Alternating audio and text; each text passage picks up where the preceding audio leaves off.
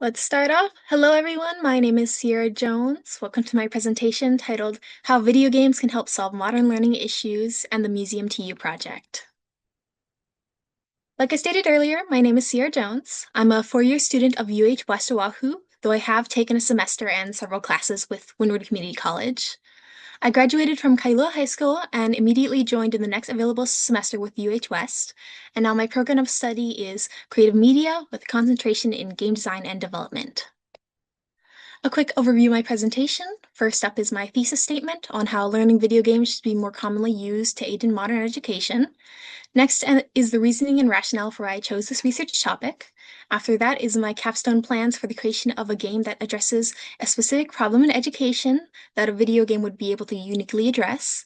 And finally, the significance of my project and how I feel it can showcase to educators and game designers how video games can uniquely address educational issues. Video games should be more normalized as a learning tool due to their notable history in education, the many learning benefits they provide, and the ways they can address modern concerns in American education.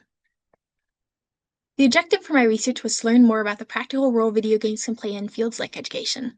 Many people, myself included, want to go into the game design field out of an admiration and enjoyment of more entertainment-focused games, and a desire to create games that we would want to play. While entertainment games are a dominant part of the market, I feel it is important to consider some of the markets and industries that can also make use of video games. I chose education as this market because I personally remember the use of video games in my own education, and despite their presence and my own feelings that they were an engaging activity that gave me a chance to use the things I had learned, outside the classroom I almost always saw games discussed solely for the purpose of entertainment. Video games in the classroom are nothing new, and with things like distance learning becoming more popular and prompting the rise of more learning tools that are available online, like video games, I wanted to learn more about the role video games have played in learning and what other issues in modern learning could be addressed by the use of video games. My senior capstone project, which I am tentatively calling the Museum to You project, is a video game project made to address an issue in learning that a video game is uniquely suited to address. Speaking as an artist, someone who has taken a lot of classes on art and art history, and as someone who has lived and only taken classes in Hawaii my whole life, I found it unfortunate that I didn't really have an opportunity to actually see the art that was being talked about in person, or if I did, it was often a rare and expensive opportunity. So I decided to make a walking simulator game that lets you explore a 3D museum environment and see and interact with several famous historical pieces of art. This game would serve to aid in the aforementioned issue of historical art pieces being difficult to casually access, while also showcasing how video games can help address specific problems in education. Now, on to why I think my project and this topic is significant. First off, most museums with famous art are not readily accessible due to the distance, time, and money. E- Due to distance, time, and money. Even if you're lucky and live somewhere with a big museum, the contents of every museum are vastly different, and visiting other big museums often means long travel, covering the cost of room and board, and all the other issues that come with traveling and scheduling. Not even considering sudden emergencies that can interfere with plans seeing art in person takes a lot of investment, especially since distance learning is becoming increasingly common. In comparison, video games are cheaper and are accessible from your nearest computer or game console. In the future, having online, readily accessible materials for learning is going to become and more important to have and develop to account for these sort of cost, time, and travel issues. Video games are one of these online, readily accessible materials that I feel bring unique things to the table. Some data back up to the previous slide. On the left, we have comparison for the high versus low-end costs of a flight from Oahu to Paris, which has the famous museum, the Louvre, compared to the high and low-end cost of the average video game. As you can see, the average video game cost of $20 to $70 is significantly lower than the range cost of $330 to $1,200 a one-way flight to Paris alone costs. While going in person has its advantages, a cheaper video game that you own permanently is going to be very appealing to a lot of people without the money or time for such trips. On the right, we have a change over the years of the amount of distance learners of undergraduate distance learners. While not as high as the 45% of people completely online and 75% of people taking at least one distance class during the pandemic of 2020, before then, distance learning was on an upward trend, and the 26 and 54% of distance learners in 2022 is a notable jump from the 15 and 36% in 2019. Distance learning is slowly going up, and online learning methods are only going to become more and more necessary. I'm not looking to create something super complicated or extremely innovative with my project. Instead, I want to show how games for educations, or just games in general, can be created off of simple game foundations and a good idea, as well as showcase how things like player immersion bring unique benefits to things like learning. In the future, game making technology will be more and more advanced with better basic building blocks for games implemented into game development programs. So being able to make these sorts of games is going to get easier and easier. I want game developers to take that information from my project and be inspired to try out alternate purpose games. So when these advancements are implemented, they can have an early start in this field and become the ones creating the more complicated and innovative learning games.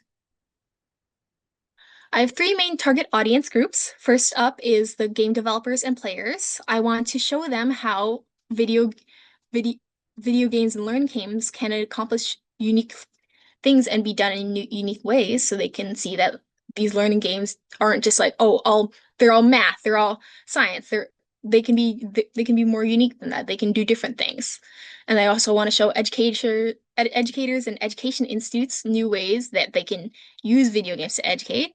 And last off is the art students and people interested in art. I want to create a learning tool for those people who are interested in art and let them experience historical art to a greater extent while being more accessible than a museum trip would be.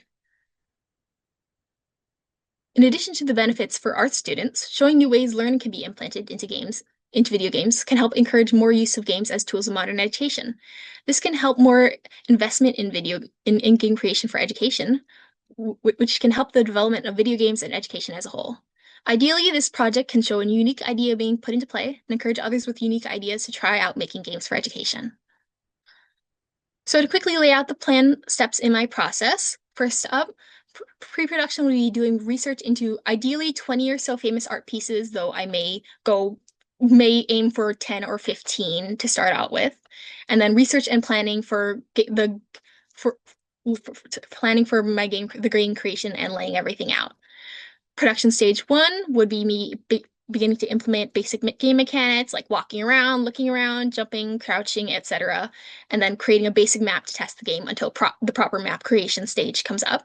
Production stage two is getting all the art assets I need either through creating them myself or or finding or commissioning assets from other artists. And I also want to be able to get some assets for things like signs and other stuff that would be implemented alongside the main art pieces. Most likely, I will be looking to outsource getting the historical art pieces from other people because my skills in 3D art are not that great yet. Production stage three would be map creation. So this would be laying out the foundations of the whole map and then also implementing all the different art pieces into the map in a nice way. Production stage four is adding in information panels and recordings for videos, audio recordings for players to learn about the exhibits, and then based on like the research I did earlier, and then visual optimization through adding things like floor, wall, and roof textures to the map. Production stage five is reaching out to some volunteers to playtest the game for bugs and issues, for various bugs and issues. And then production stage six is fixing the bugs with the playtester assistance until the game is polished and runs with no issues. This would also be depending on how long the earlier stages took, the time where I'd add some nice bells and whistles that aren't necessary to the overall game, but do create a better player experience. And then finally would be delivering the final project and publishing it to a game platform. I plan for each of these stages to take about 1 to 2 weeks. However, depending on how long the earlier stages end up actually taking, I may end up spending more or less time on some stages, and some stages may end up overlapping into each other. So my final deliverable would be something sort of like this, like a 3D space where a player could explore and see all these art pieces. It would most likely be using Unity since that is the game development program I have the most experience with. But upon further research, I may end up switching to a different program. And then it would be made publicly available through itch.io or a similar platform where anyone could access it at any time. That was my presentation. Thank you for listening. And if you have any questions, I will try to answer them to the best of my ability.